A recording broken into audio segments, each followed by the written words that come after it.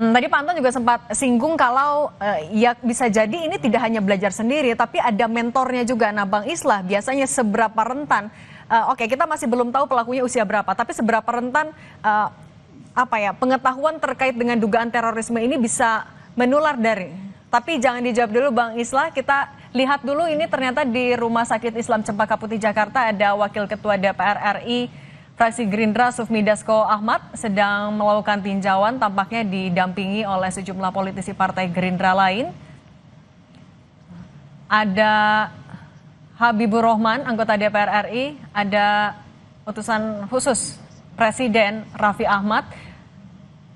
Sufmi Dasko Ahmad menjadi salah satu pejabat publik yang melakukan kunjungan ke Rumah Sakit Islam Cempaka Putih melihat langsung penanganan kepada 27 korban yang dirawat di sana. Dari 55 orang korban yang disebutkan seluruhnya berjenis kelamin laki-laki dan mayoritas berasal dari kelas 10.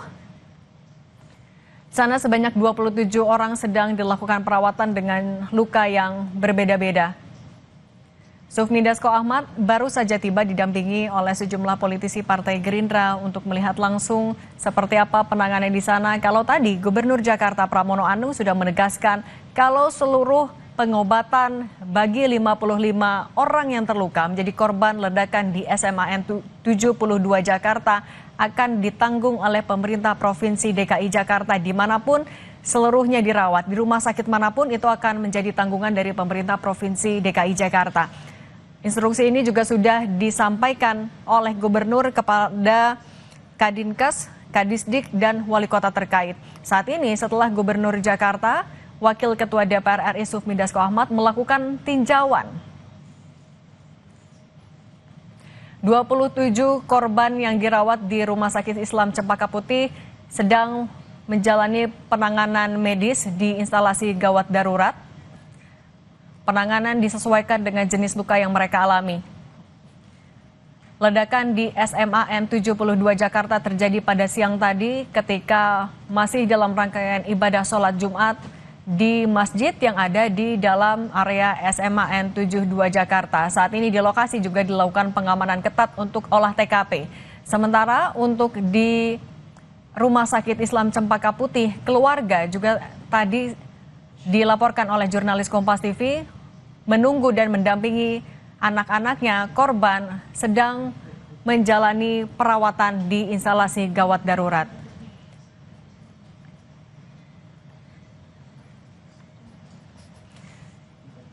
Kita lanjutkan lagi ke Bang Islah. Bang Islah, tadi pertanyaannya sebenarnya seberapa rentan informasi ataupun juga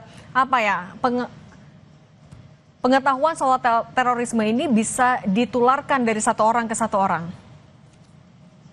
Saya kira memang setiap aksi terorisme itu sifatnya selalu mengirimkan pesan, sending message. Itu selalu terjadi dimanapun.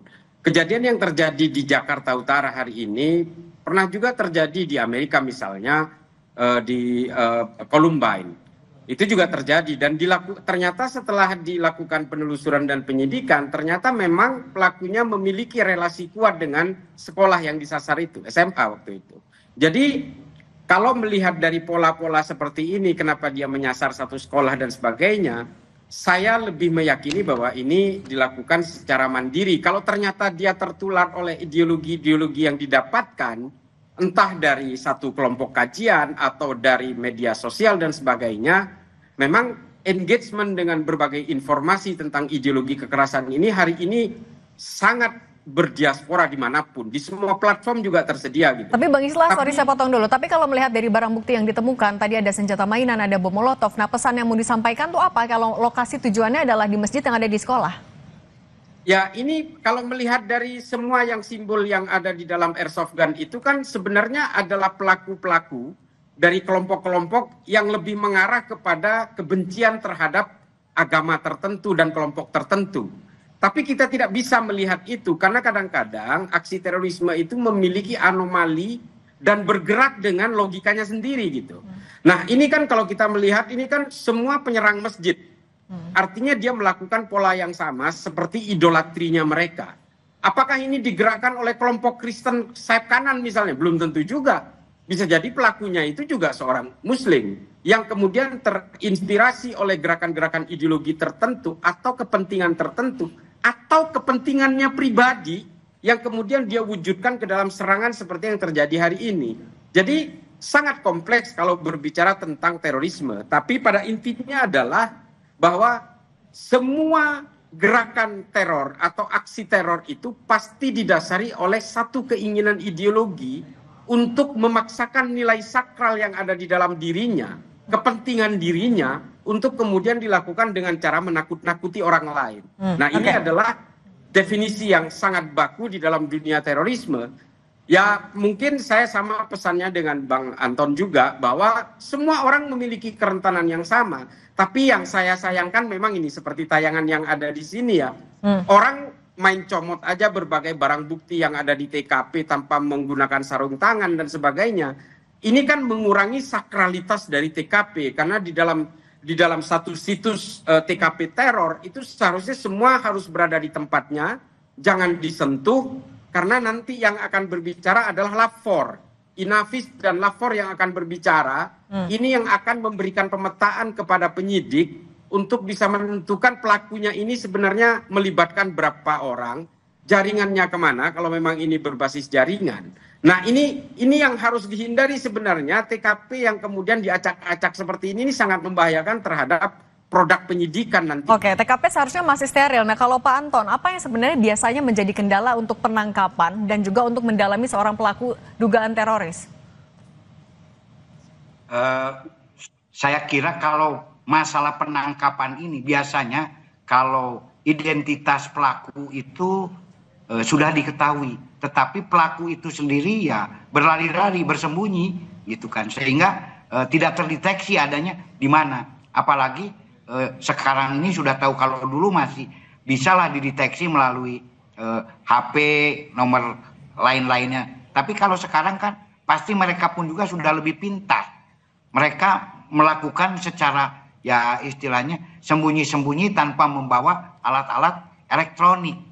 Nah, itu yang kesulitan, dan juga kalau dulu itu kesulitannya itu kemana? Karena disembunyikan oleh ya jaringannya itu sendiri, sehingga kita pun juga lebih sulit. Nah, kalau di dalam hal ini yang sekarang ini ya justru ini siapa pelakunya tetap kita harus lihat ya. Saya kenapa istilahnya itu memberikan satu argumen kenapa orang ini berani melakukan pengeboman.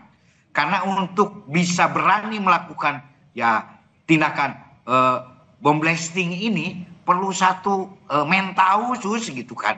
Nah, makanya di sini kenapa Bang Islah saya curiga ada mentor gitu yang ngomporin gitu kan, yang harus berani, bukan hanya sendiri gitu kan. Karena ini baru gitu kan. Nah, makanya saya mengkaitkan apakah ini kenapa simbolnya senjata, ini pun juga bisa saja ini dikaitkan bukan hanya sekedar di TKP sekolah, tapi ini pun juga di komplek militer ini nih. Nah, ini Pak pun Anton, juga perlu ini kita juga kaji bersama. Saksi bilang ada 3 titik ledakan, Pak Anton. Satu di dalam masjid, 2 di luar. Itu kalau dari keterangan saksi. Ini juga apa yang bisa dibaca dari temuan ini? Ya, memang mereka ingin menakut-nakuti, tetapi secara sporadis. Nah, apabila ini justru tadi saya sampaikan, tolong TKP segera diisolasi, karena yang ditakutkan itu secondary device gitu kan. Ada ledakan kedua yang mungkin saja bisa saja melalui remote atau semi remote, melalui robot yang tidak terdeteksi oleh tim jihandak. Nah, justru ini lebih apa? Ya, urgent ya, Pak? Lebih berbahaya karena bukan hanya di dalam tapi ada di luar. Makanya betul-betul saya tadi menitik beratkan, karena saya tadi betul kata Bang Islah, semua ya istilahnya itu penangkapan pelaku diawali dengan pengolahan TKP yang cermat, layak, benar, sesuai dengan situasi dan kondisi. Nah, apalagi tadi ada TKP dulu, bisa saja nanti 100 meter dari sana. Apa mungkin tim jihandak bisa mendeteksi 100 meter dari sana? Nah, Oke, ini itu kan, makanya tadi sterilisasi pesan-pesan jadi nakut-nakutin PR yang sekarang harus dilakukan. Oke, Ya. sebentar Pak Anton, saya ke Bang Islah dulu. Bang Islah, ketika ini dilakukan di sekolah, banyak korbannya adalah anak-anak. Sekarang fokus dari tim gabungan artinya harus apa nih sekarang? Yang jelas dari pihak yang sedang melakukan olah TKP akan ngecek surrounding area ya. Pertama pasti mereka akan ngecek CCTV dulu. Originnya akan ditarik mundur, dari mana anak ini datang, bagaimana gesturnya anak-anak ini ketika sebelum melakukan peledakan. Kemudian ditarik mundur sampai ke radius manapun, sampai the real originnya, dari sumbernya. Dia berangkat dari rumah mana, berapa orang dia berangkat. Dan kemudian setelah diketahui profilingnya, maka petugas pasti akan melakukan penyidikan terhadap keluarganya, rumahnya, termasuk juga handphonenya nanti akan diselebrate dan akan dibongkar. Dia berkomunikasi dengan siapa saja, dia nonton tutorialnya dari mana, ideologinya dia dapat dari mana. Saya kira ini akan menjadi satu perjalanan panjang dari sebuah proses TKP ya, dari yang paling awal sampai kemudian terjadi ledakan itu. Ini melibatkan berapa orang, tapi memang kita tidak bisa berandai-andai karena nanti TKP yang akan berbicara dan juga pelaku sendiri yang akan berbicara. Tapi kita tunggu saja hasil penyidikan dari Densus dan Polda Metro Jaya. Baik, kepastiannya kami tunggu sama-sama Pak Irjen Purnawirawan Anton Carlian dan Bang Islah Bahrawi. Terima kasih sudah berbagi di Breaking News Kompas TV. Sehat selalu semuanya.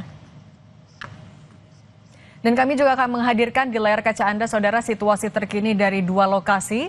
Ada dari tempat kejadian perkara, yang di sebelah kiri layar kaca Anda adalah situasi terkini dari area luar SMA Negeri 72 Jakarta dengan pengamanan ketat.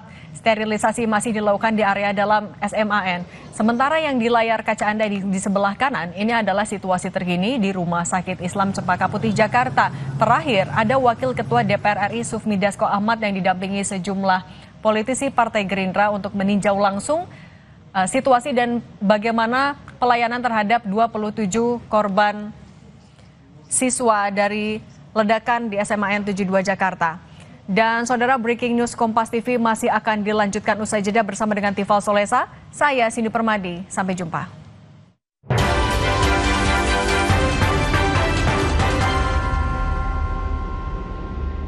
Sugar dulu.